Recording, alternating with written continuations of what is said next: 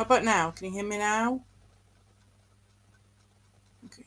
I'm going to try again. Te? What do you mean te? Yeah. So you can hear me now, can you? Good. Okay, like I was saying, I'm going to start a project. Where I'm reading a book. I'm going to start off with this one called Queen Sardine and Kitten Chaos.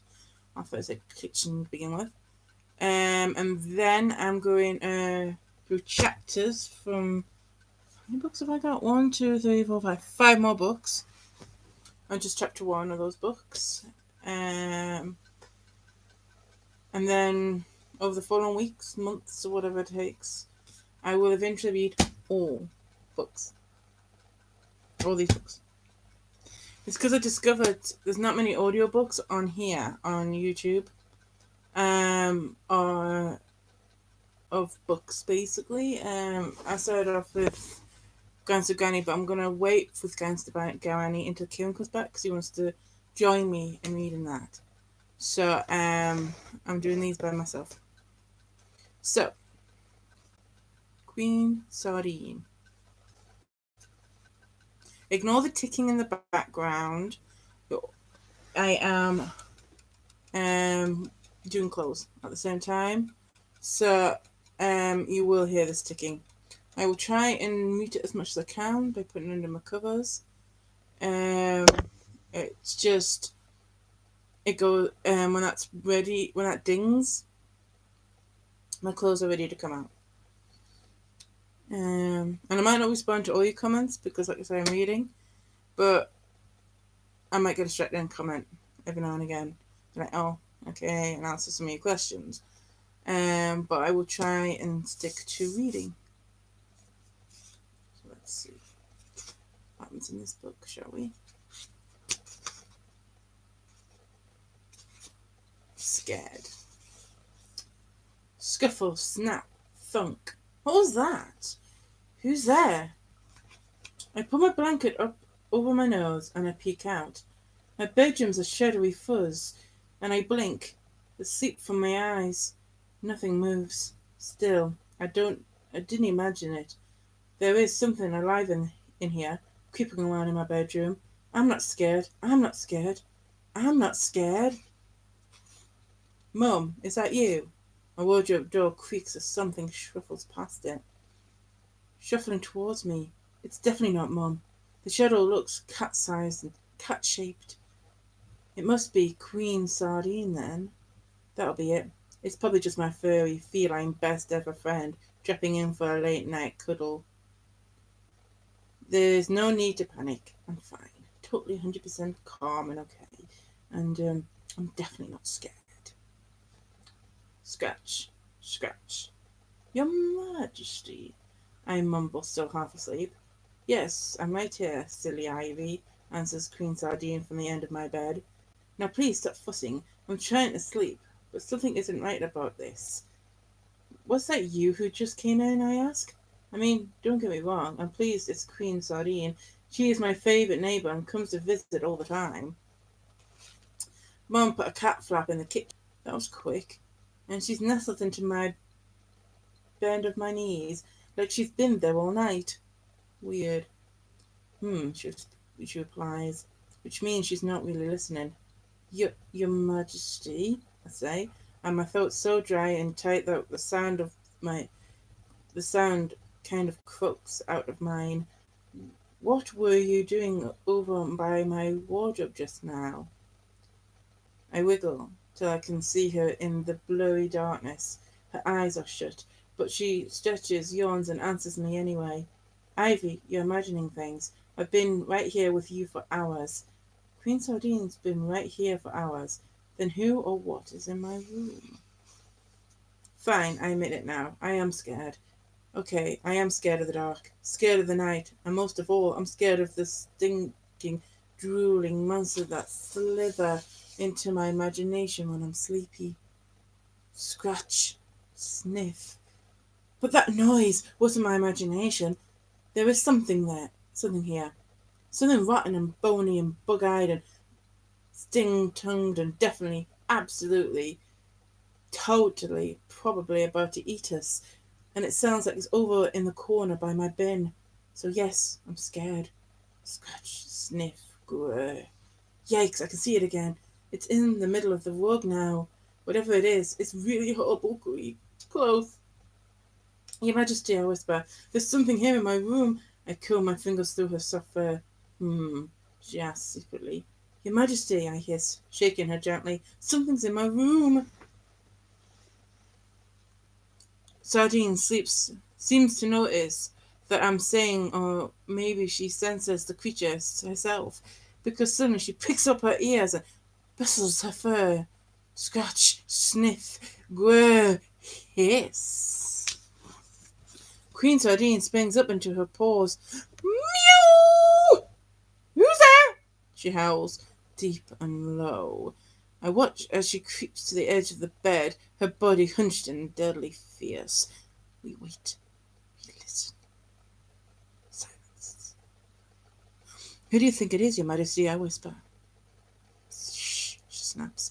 Can't talk. Need to smell. Smell. I'll admit Queen Sardine does smell a bit after she's eaten that icky fish cat food she's so keen on, but I don't know how smelling like an old trout could help right now. She wrinkles her nose and sniffs once, twice, 3 times. Oh, gotcha! She's trying to smell the monster. Well, that does make sense, I guess, because Queen Sardine's a very great sniffer.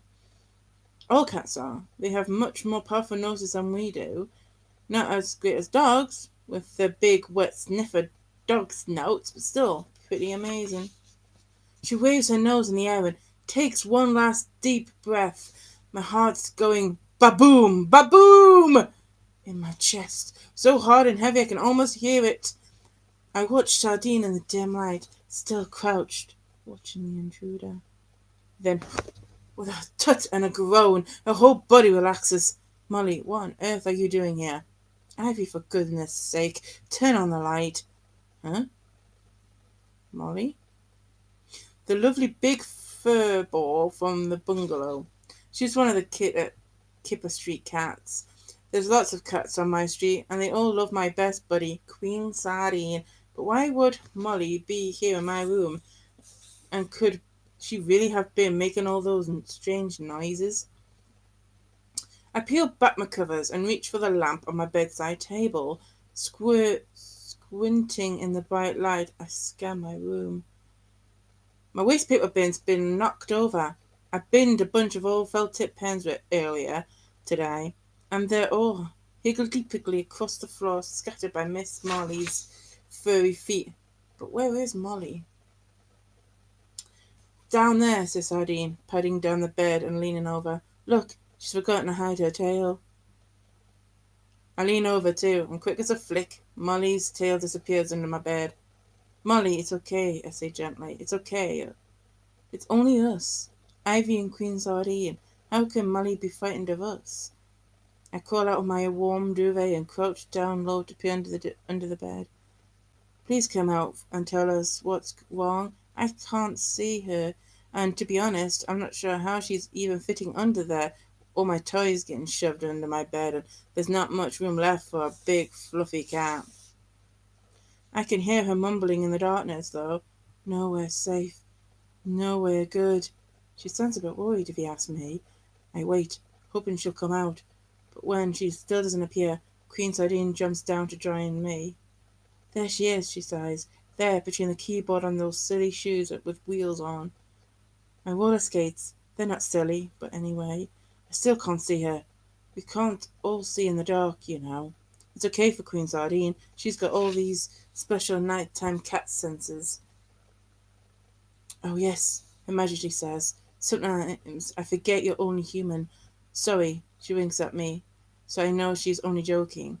Then clears her throat with a sharp meow, and puts her stern face on. Molly, I order you to come out from under Miss Ivy's bed this instant. Molly can't disobey her queen. Slowly a paw appears in the shadows, followed by another. Then a worried black and white stripy face pokes out.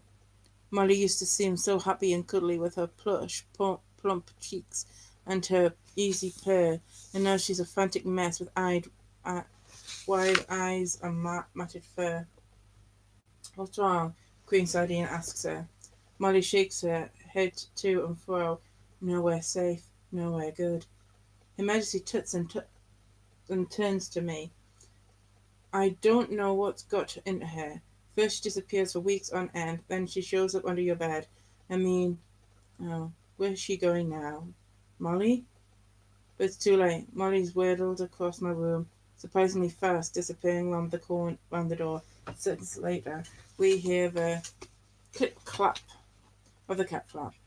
Well, says Queen Sardine, that was particular.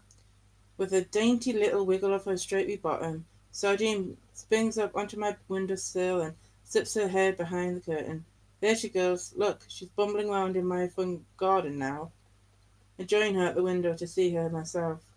There's Molly over the road, sniffing around on the trot's doorstep, and oh, what's that? Something much larger is shuffling up the road away from our house. It's black and white and as big as a dog. A badger? Hisses Queen Sardine. Oh no, badgers on Kipper Street? When did this happen? As a stroke Her Majesty's silky coat, I'm sure I feel her shudder. I've heard horrible stories of badgers on Kipper Street, stories from long ago. But that old badger's set's been empty for years, she says. Does this mean they're back? Back to rule the neighbourhood? I hear they bite, with teeth as sharp as broken glass. Queen Sardine stares, dazed, out of the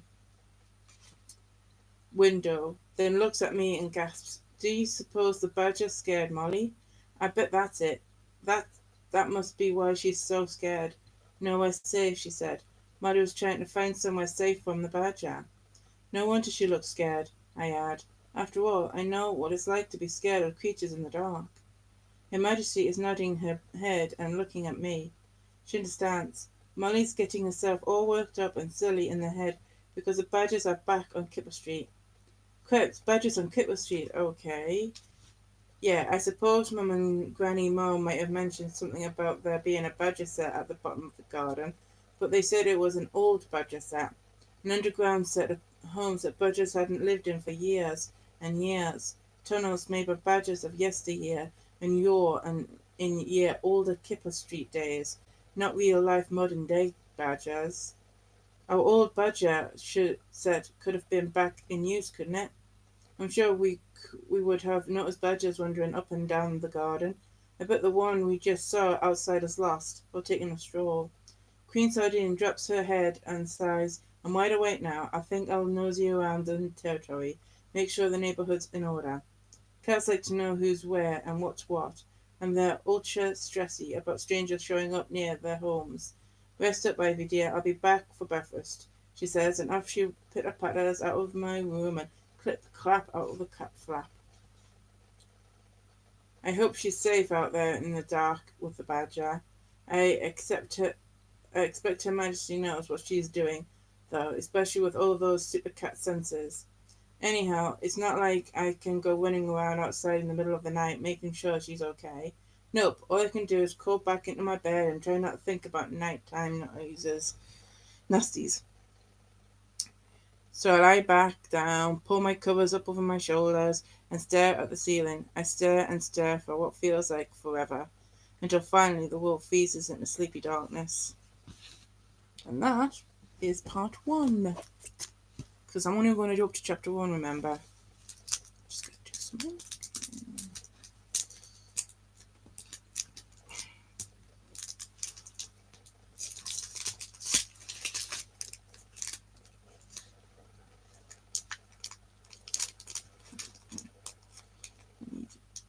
You.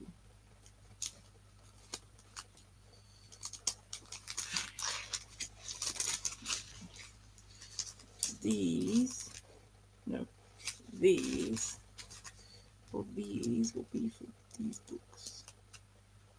There we go.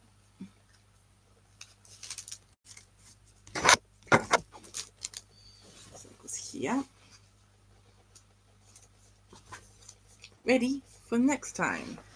So that was book 1 called Queen Sardine, Kitten Chaos. And now I'm going to stop this live one and do it for my next book. And I've got 1, 2, 3, 4, 5 more books to do. Remember, I'm only doing the first chapter of each book. Okay. So that's it for this book.